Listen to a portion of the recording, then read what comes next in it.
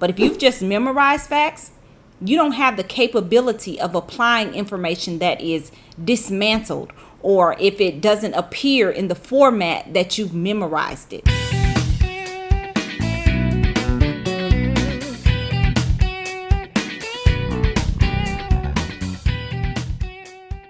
Hi, I'm Angela Murray, SHRM SCP, SPHR, and your favorite HR exam coach. If you're getting ready for an upcoming SHRM exam, you're in the right place. Because today I'm going to share with you 5 common mistakes that I've seen over the years so you can avoid those same mistakes. So if you are just starting your preparation or you're looking for a way to re-strategize, this video is for you. Let's get started. The first mistake that I see too many exam candidates make is they don't take practice exams. Most people opt for practice quizzes instead of practice exams. I know everybody's busy, and when you're coming home from a long day at work or you've been with the kids all day, I know the last thing you want to do is sit down in front of a computer for 2 to 3 more hours and take a full-length exam. But you have to push yourself. During the course of your exam preparation, you should take at least 3 full-length exams with the timer. You're trying to recreate the exam experience as much as you possibly can. So you need to take one at the beginning of your study to assess where you currently are, a second one to assess your progress, and then you need a final one 2 to 3 weeks before the test day. Your practice exams help you to slowly acclimate to testing fatigue. It helps you to learn how to manage the clock. It helps you to identify your testing strategies. So don't skip the practice exams. They are really important. Another mistake that exam candidates make is not diversifying your study material. Now, it is important not to have too many study resources, but it is equally as important that you don't rely solely on one source for studying. Ideally, you want to try about maybe 2 to 3 different resources and then determine which one resonates best with you.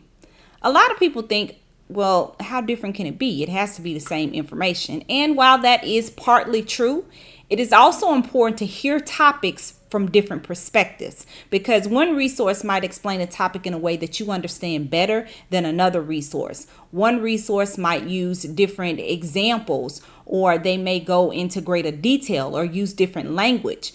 And really the only way for you to evaluate a study resource is to compare it against another one. So it is important that you use more than one source. You're likely going to find that something resonates better with you than another. And so you should always try to read from at least 2 different perspectives. The next mistake you should try to avoid is going solo.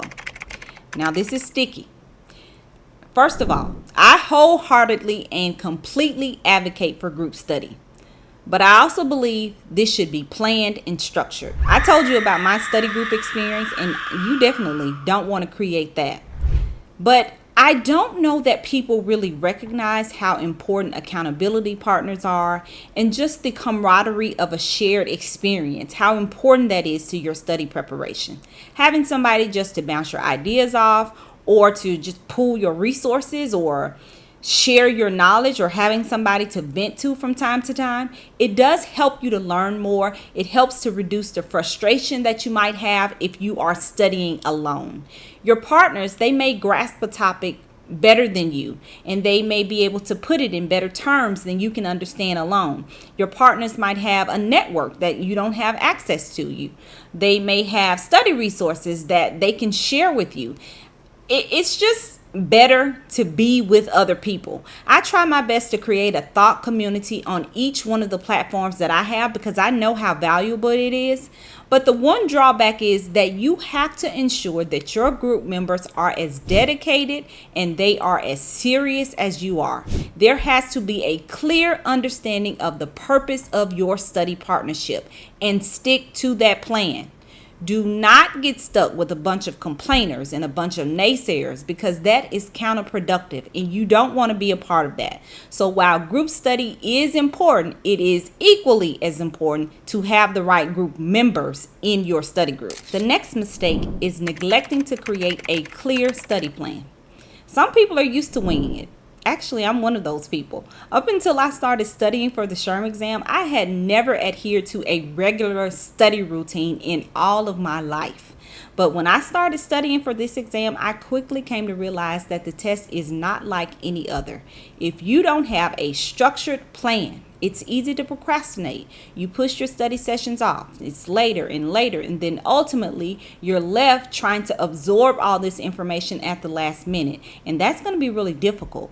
This is even more important if you're new to the HR function, or if most of your experience is as a specialist in a specific function. So if you've worked mostly in benefits or talent acquisition, there's just no possible way to cram all this information and then try to retain and recall it for test day.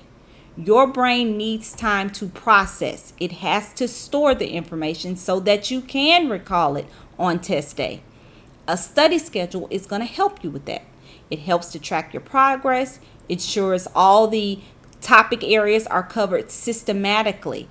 If you don't have that study schedule, you may miss some important areas.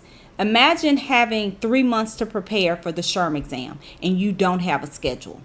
The first month, you might spend maybe skimming through a few things. The second month, you realize you haven't covered very much. And then the final month, you're trying to absorb all this information in a panic, and it's just too stressful. It's not going to be effective. You need a well-planned study schedule that allows you to allocate specific times for each topic, for each practice exam, and then it gives you time to review. And that is equally as important. Trust me, you need a study plan. And the biggest mistake that I see SHRM exam candidates make is they try to memorize. The SHRM exam questions test your ability to apply HR concepts to real-world scenarios. Memorized facts without understanding cannot be effectively applied. So you need to understand the concept. That allows you to analyze and interpret the information, and that's what helps you answer the questions correctly. When you have a full understanding of the concept, then you can eliminate incorrect answers. Even if you're unsure of what the correct answer is, it's easier for you to rule out things that don't relate to the concept because you have a full understanding. Memorization limits your ability to handle variations in questions, but understanding provides you a more comprehensive knowledge base. You can adapt your knowledge and you can apply it to any situation if you have a firm understanding.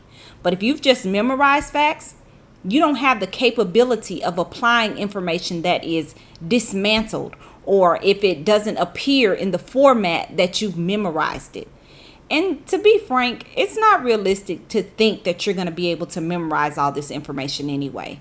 So trust me, you need a full understanding in application. You do not need memorization.